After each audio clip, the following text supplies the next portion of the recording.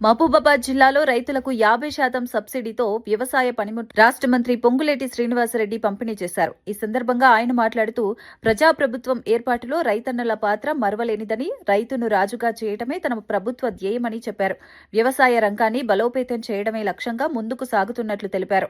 Municipal ఎన్నికలు ముగిసిన అనంతరం తొర్రూరు పట్టణానికి సబ్ రిజిస్ట్రార్ కార్యాలయం, ఫైర్ స్టేషన్ ఏర్పాటు చేయడంతో పాటు మున్సిపాలిటీ అభివృద్ధి కోసం 25 కోట్ల నిధులు మంజూరు చేస్తామని మంత్రి హామీ ఇచ్చారు. అదే సందర్భంగా 15 కోట్ల వ్యయంతో అంతర్గత రోడ్ల నిర్మాణం, డ్రైనేజీ పనులకు శంకుస్థాపన చేశారు.